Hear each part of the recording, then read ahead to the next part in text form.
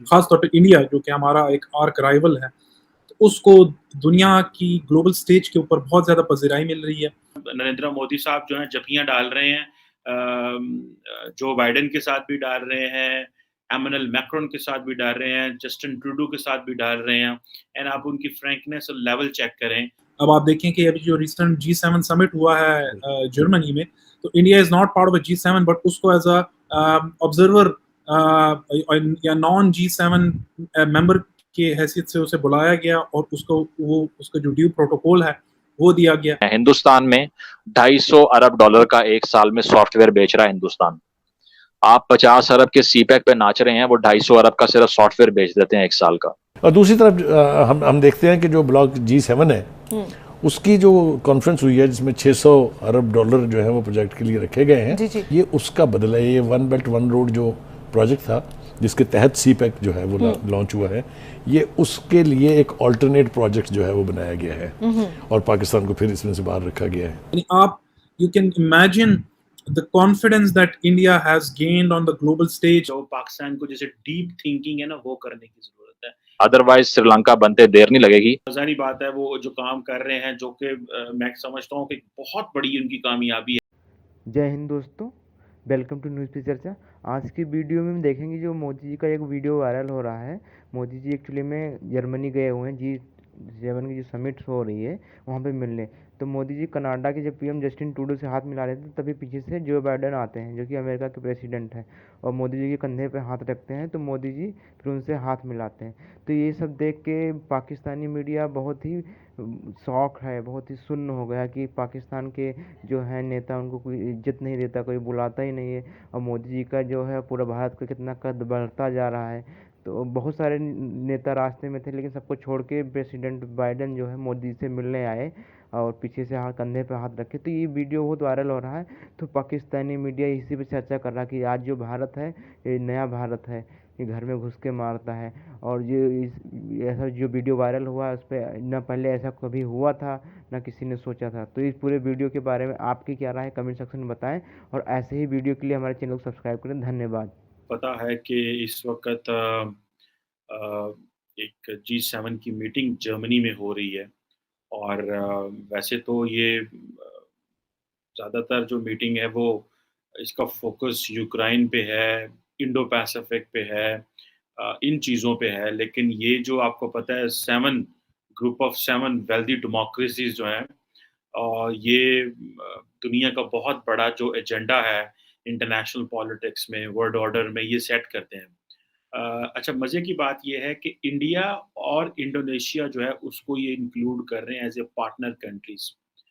लेकिन आपको हैरानगी होगी ये सुन के और देख के कि 2 दिन पहले तो जो Indian prime minister Narendra Modi हैं, वो जो चाइना ने एक high level dialogue on global development करवाया है, वो उसका भी मेंबर थे और वहाँ पे भी बैठे हुए थे।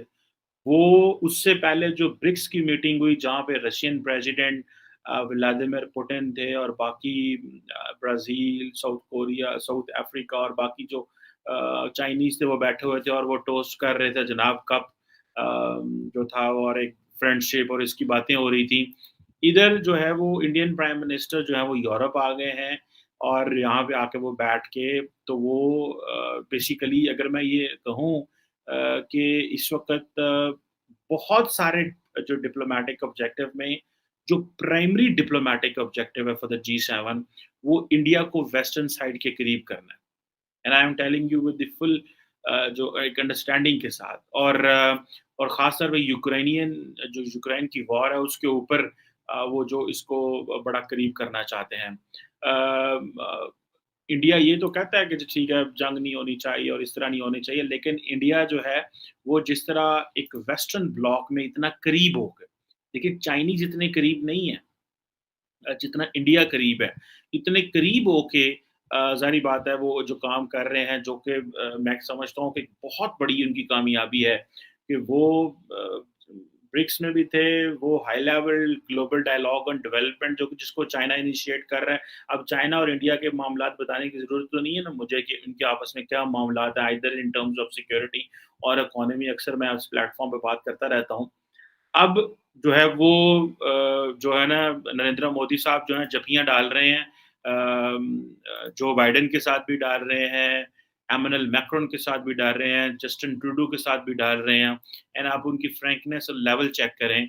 और यहाँ पे जिस तरह आज मैं कह रहा था कि जो चाइनीज़ हमारे दोस्त हैं, वो सानू अपने उन्होंने जो हाई लेवल डेवलपमेंट डायलॉग बुलाया उसमें हमें बुलाना छोड़ गए।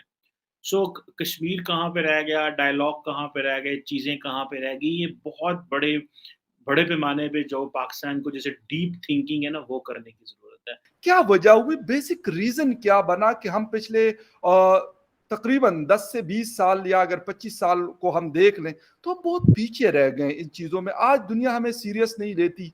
क्या ऐसी कमजोरियां क्या हुई जिसके ऊपर हमने काम नहीं किया, या हमने इसको कहा कि यार ठीक है हम बस चल रहे हैं, दुनिया हमेशा हमें इसी तरह, अमेरिका भी हमें हाथों हाथ लेगा, अरब कंट्रीज भी हमें इसी तरीके से रखेंगे और बाकी दुनिया भी करेगी। लेकिन अब लगता है कि दुनिया की सोच काफी चेंज हो चुकी है।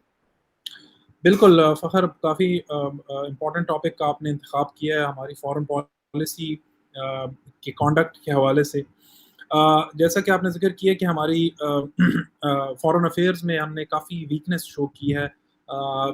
जब हम देखते हैं, उसका मुकाबला करते हैं अपनी नेबर्स के साथ, ख़ास तौर पे इंडिया जो कि हमारा एक आर्क राइवल है, तो उसको दुनिया की ग्लोबल स्टेज के ऊपर बहुत ज़्यादा पज़ीराई मिल रही है। अब आप देखें कि अभी जो रिसेंट G7 समिट हुआ है जर्मनी में, तो India is not part of G7 but उसको एज़ अ ऑब्जर्वर या नॉन G7 मेंबर की हैसियत से उसे बुलाया गया और उसका जो ड्यू प्रोटोकॉल है वो दिया गया। फिर अब देखें कि इंडिया ने अभी रिसेंटली अनाउंस किया कि वो G20 का समिट जम्मू एंड कश्मीर में, जो Indian occupied Jammu and Kashmir है, वहाँ पे होस्ट करेगा।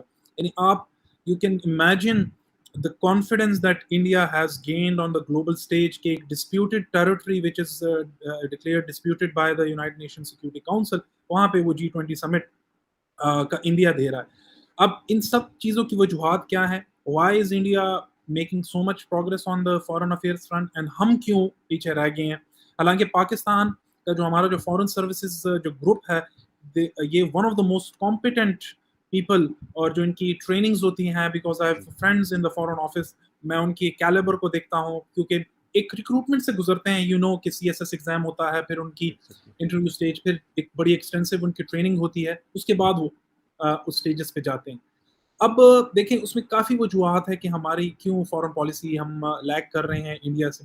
एक तो उसमें थोड़ा सा जो हम अगर देखें तो हमारे जो कुछ सर्कमस्टांसेस रहे हैं पाकिस्तान के, तो उसका एक बड़ा रोल रहा है, ख़ास तौर पे in the aftermath of the 9/11, जब हम we were caught in the war of terror. तो उसमें हमारे पास अपॉर्चुनिटीज़ भी थी कि हम कैपिटलाइज़ कर पाते अपनी डिप्लोमेसी को as a non NATO, as a front line non NATO ally of the United states.